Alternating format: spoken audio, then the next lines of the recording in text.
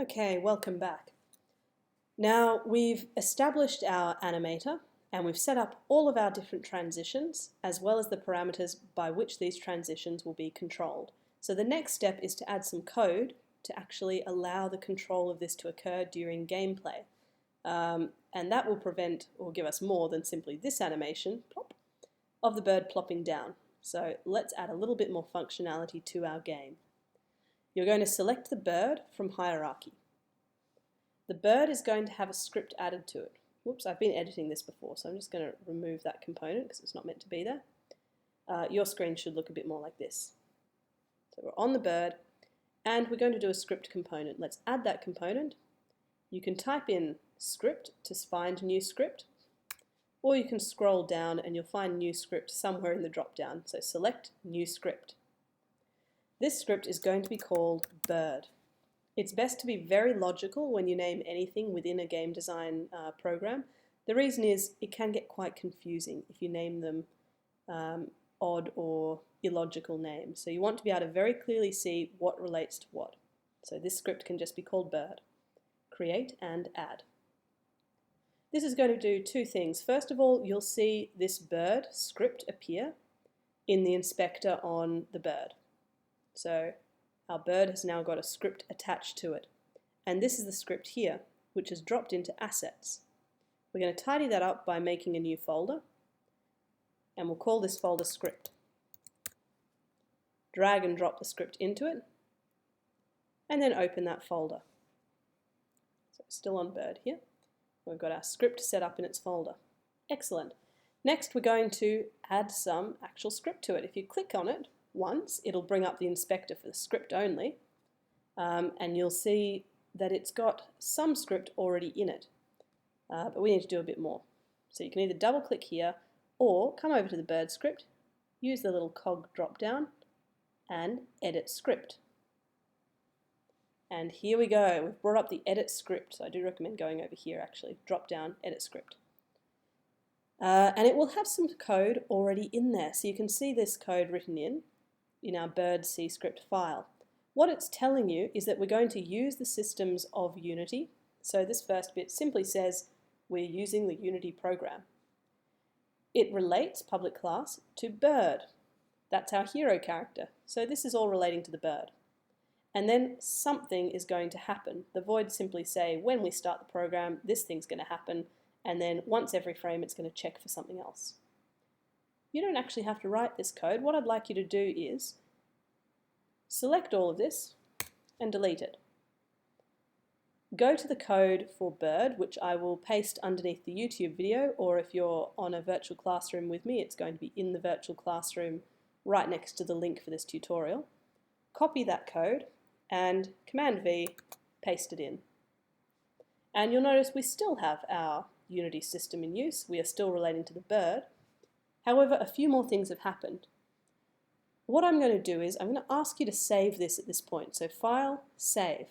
And what you're saving, by the way, is the Visual Studio. So you're actually saving your code. So save the code. You can also, while you're selecting this window and working on the code, hit Command S to save.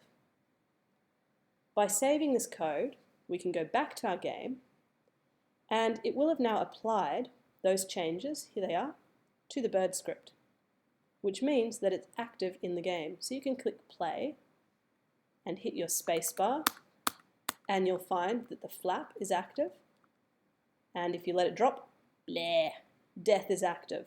So you've currently animated the bird. Let's get out of that.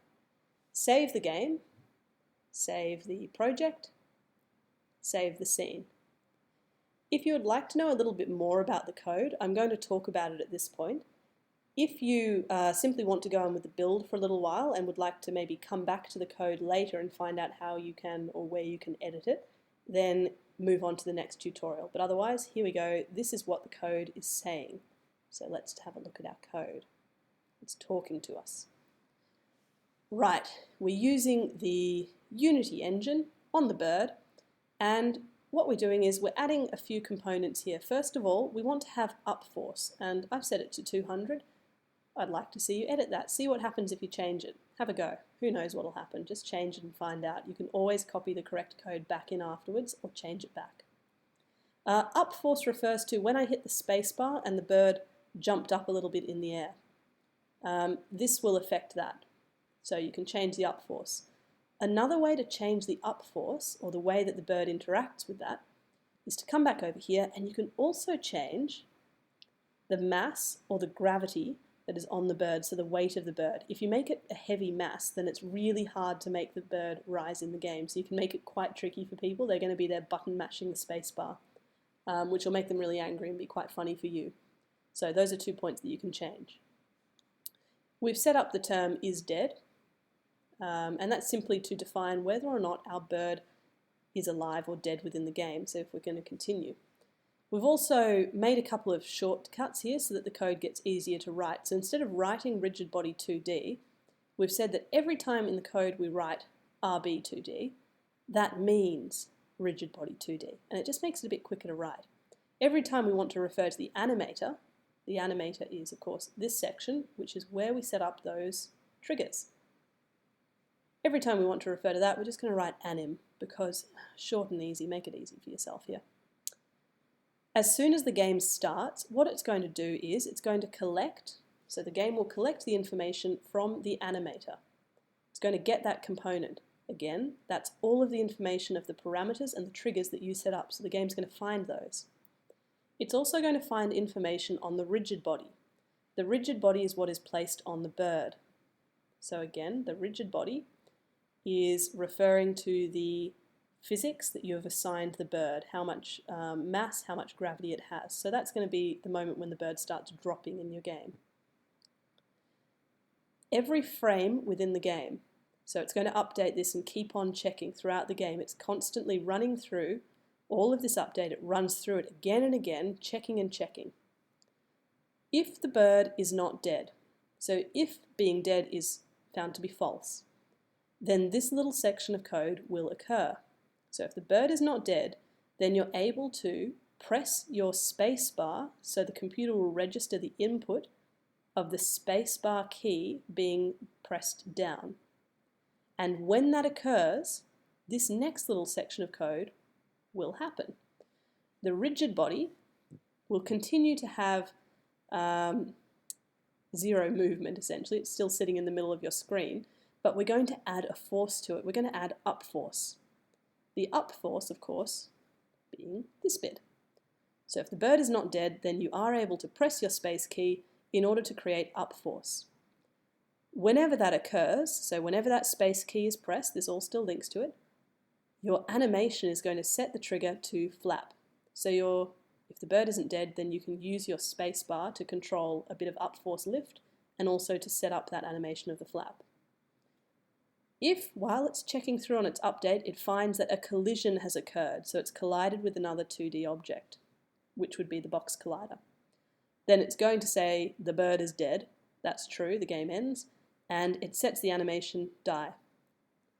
And that is what is occurring in this code. So feel free to go and try changing perhaps some of your force, maybe the little bit of up force you could change, or have a go at manipulating the bird's rigid body to create a few different effects within this gameplay until you feel happy with it. And good on you for having a little look into the meaning of this code if you've stayed with me for this bit. Hop on to the next section and we'll continue the build.